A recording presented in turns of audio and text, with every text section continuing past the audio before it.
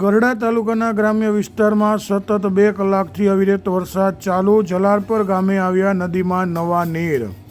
બોટાદ જિલ્લાના ગઢડા તાલુકા ગ્રામ્ય વિસ્તારોમાં આજરોજ સતત 2 કલાકથી બપોરનો વરસાદ વરસી રહ્યો છે. ગઢડા તાલુકાના જલાલપર ગામે સતત વરસાદને કારણે નદીમાં નવા નીર આવ્યા છે. ઉપરવાસના ગામોમાં અને જલાલપર ગામે પડેલા ભારે વરસાદને કારણે જલાલપર ગામની નદીમાં નવા નીર આવ્યા છે.